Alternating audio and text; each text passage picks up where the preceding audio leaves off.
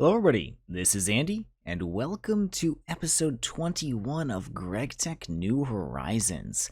And you may notice something a little bit different. Hopefully, my voice sounds a lot clearer. I just got a new microphone because I've almost hit about 100 subscribers at this point, and I think that's kind of the point where I want to take this a little bit more seriously. Originally, I was just using a blue snowball, and now I have a blue Yeti, which apparently is a huge upgrade. It's also a lot larger than I thought it would be, which is kind of interesting, but whatever.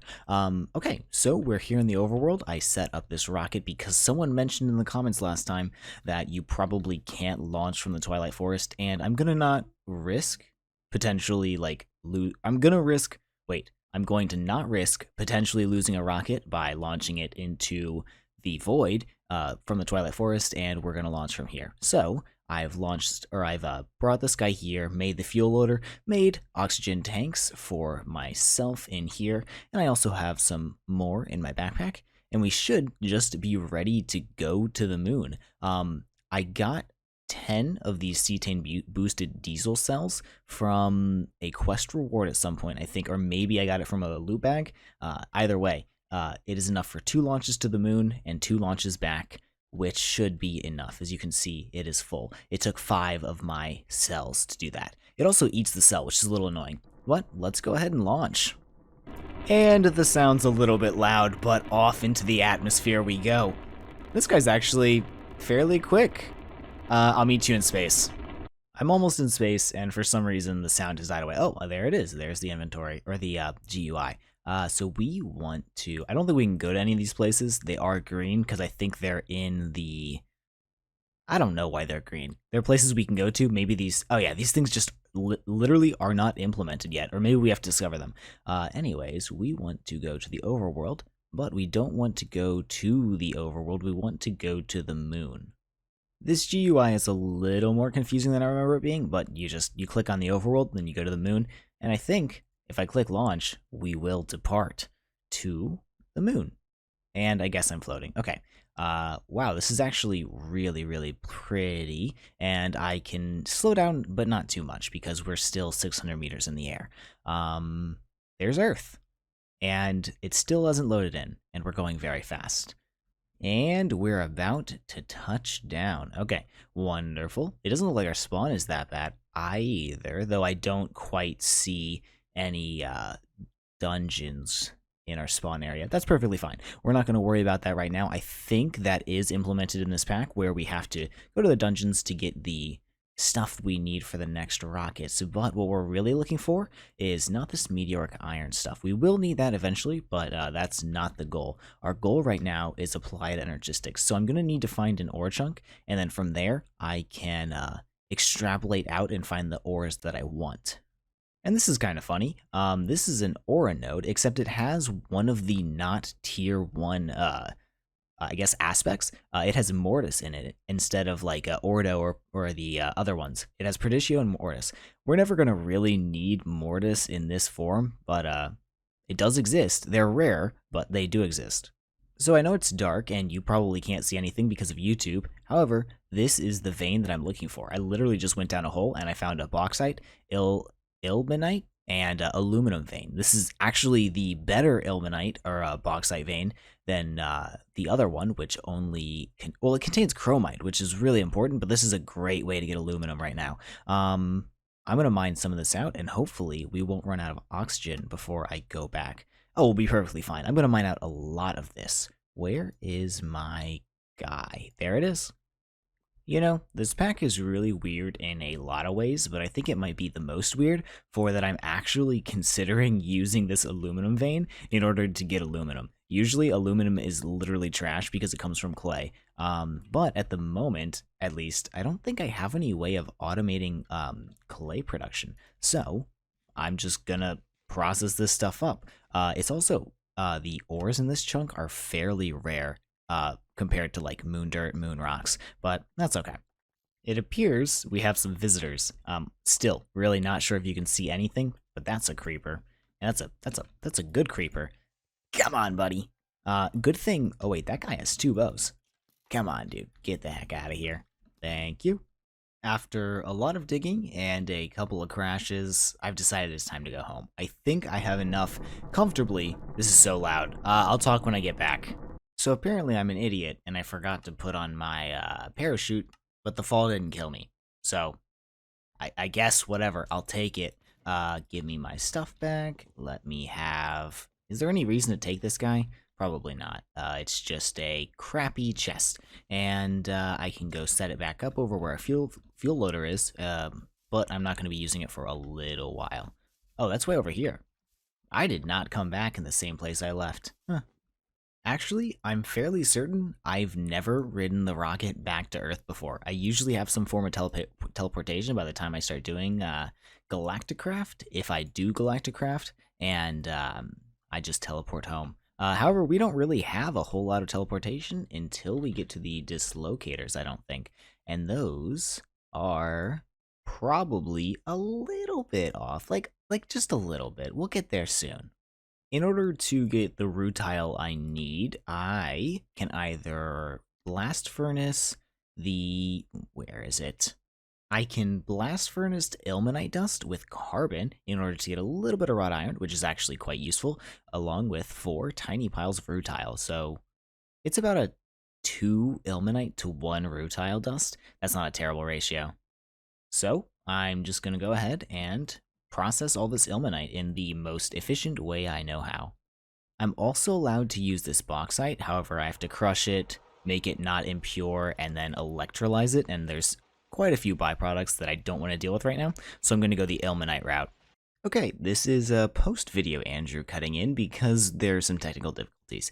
I accidentally muted my mic for about about like 5 minutes of recording, and now those clips have no audio, and it was kind of an important section. It was the time that we were creating our first titanium. So what you're watching on screen right now, or what you should be watching on screen right now, is me explaining the process of creating titanium. We needed some chlorine, we needed to mix that with other things to make it into titanium tetrachloride, put that into the blast furnace along with a little bit of magnesium, and then you cook that stuff up, and it becomes titanium. And then you need to vacuum freeze it and turn it into all of the components. I believe there's also a couple clips in here about me crafting the first ME components. However, we luckily saved the microphone before there were any issues with that. So, unfortunately, you don't get to see the process of me crafting my first titanium, or at least me talking about crafting my first titanium. However, next clip, we start assembling our ME system. So, enjoy that. Alright, it's the next day. My roommates were being, I would say, a little bit loud last night, so I didn't really get to record any after what I was doing last time on camera, but I did do a bunch of microcrafting. I got the ME drive set up, as well as some of these fiber cables and energy acceptor, just a little bit of crafting with the titanium that we had. I used my extra combustion generator over here to connect to the energy acceptor, except apparently this thing will just accept energy forever, so I'm going to add a battery here to store RF in, because I think that thing will only pull when it needs it. Anyways, let's craft up some... Actually, let me make this first. And here we go, the ME crafting terminal. I usually... Wow. Very loud. I usually attempt to go straight to the crafting terminal if possible, because it's just in every way better than the basic terminal. And as you can see, this makes me really happy. A unified inventory will be so nice, and I think I'm actually ready. This can just be used, right? Yeah, I have a nice crafting table here now, and I think I have pretty much everything I need to make these just on me, right? Yeah, it only shoves one in at a time, though. And here we go, 21k storage cells. I can make more in the future, but I want the 1ks because I have a lot of... this needs to be set to not auto search. Let's do... NEI synchronized standard, I think. So if I search in here, it'll sync to NEI. That's kind of nice. I usually don't use that, but I want to try it out in this playthrough. What was I saying? I'm gonna get 20 of these 1k storage cells, so I can store hopefully a lot of types, but not a lot of quantity of items, because I have a lot of different items, but I don't have a whole lot of items. The most I have is like a couple hundred of these like ingots and stuff that I've crafted up over the last couple of weeks. I've been sitting here for the longest time trying to figure out what I did wrong, and I'm like, yeah, this is all right. Certus quartz screws, Certus quartz plates, aluminum plates, and these are definitely stainless steel plates, right? They look exactly like stainless steel plates. They're antimony plates. I accidentally made 64 antimony plates. Completely useless. Where is my stainless steel? Right here. Let me plate some of this stuff up. In the meantime, I made some of this pure flukes crystal. I also need to compress it in order to make an energy cell. Every ME system or ME network needs an energy cell, or you will experience blackouts, in my experience at least. And blackouts are not fun when you're trying to put a ton of items into your ME system all at once. All right, here we go. I need... Ooh, that made a couple. And it's going to be loud again. But now I can fill up these drives, and that looks like it made me 12. Can I reach around here and get to that crafting table by chance? Not looking like it. Gonna have to go back and craft up the rest of them. Thank you. And that should be all of them. Also, my pants are uncharged. That's an issue. Can I charge them right here? I went to the overworld and just grabbed my battery, my capacitor that I was using for the flight thing for a little while. I don't anticipate going to the moon again for a decent chunk of time, so we can use it for the ME system for the time being. Okay, and I don't think this thing is getting powered. However, if I set this to always on, it should turn on, and I can...